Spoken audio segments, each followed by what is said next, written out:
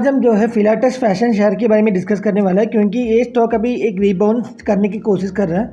लेकिन एक चीज़ आपको ध्यान में रखना चाहिए कि इसका जो इंपॉर्टेंट सपोर्ट लेवल जो है 0.21 के आसपास है अभी।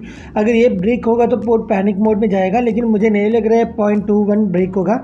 उसके अलावा आपको ये भी ध्यान में रखना चाहिए कि ये स्टॉक ने रिसेंट बेस में अच्छा गहराई से गिरावट हुआ है। तो बहुत लोग पैनिक है कि ये स्टॉक कितना ऊपर जाएगा, कहाँ तक जाएगा, सब पैनिक मोड की वजह से बहुत लोग सक्सेसफुल है। हमने भी इस स्टॉक में लगभग 2,45,000 का शेयर खरीद के रखा है, बहुत लॉस में है। लेकिन हमें इस चीज़ की श्योरिटी है कि इस स्टॉक ने इस बार जब रिजल्ट दिखाया था, इस रिजल्ट में भी नेगेटिव में नहीं गया है लॉस, यानी ये कंपनी लॉस में नहीं गया है। इसका इस क्वार्टरली रिजल्ट में भी आपको 6 लाख का प्रॉफिट दिखाई दे रहा है। तो ये दर्शाता कि ये स्टॉक लॉन्ग टर्म के लिए अच्छा है करके। इसने पिछले 3 साल में कभी भी लॉस में नहीं गया है, और इसका जो आगे जाते वक्त और भी प्रॉफिट होने का चांसेस बहुत ज़्यादा है। तो ये सारे फैक्टर्स को देखने के पहले हम एक बार के लिए हिस्टोरिक डेटा देखेंगे।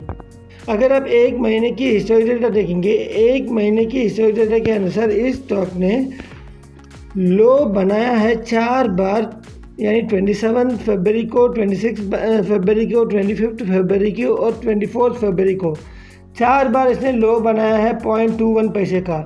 तो आपको इससे 100% आपको समझ में आता है कि 0.21 जो है कि एक इमीडिएट सपोर्ट लेवल है। जब तक ये स्टॉक जो है 0.21 के नीचे क्लोजिंग नहीं देगा, आपको किसी भी तरह से डरने की ज़रूरत नहीं है। ये स्टॉक कंसोलिडेट होकर ऊपर जाएगा। तो इस स्टॉक के लिए इम्पोर्टेंट है कि 0.21 पैसे का यानी नीचे क्लोजिंग नहीं देने का, ताकि ये स्टॉक जो है कंसोलिडेट होकर ऊपर जाएगा। तो इसके लिए आपको माइंड में रखना चाहिए 0.21 एक इम्पॉर्टेंट सपोर्ट लेवल है। अगर किसी ने ये स्टॉक को परचेस नहीं किया है तो 0.22 के आसपास अगर वापस आता है तो एक बार के लिए परचेस करने का सलाह देता हूँ। तो एक इम्पॉर्टेंट सपोर्ट लेवल है।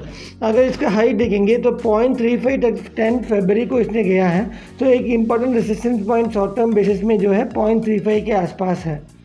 तो जब तक ये स्टॉक 0.35 के ऊपर क्लोजिंग नहीं देगा, इसका अगला टारगेट जो है 0.43 इसके हिसाब से नहीं जाएगा।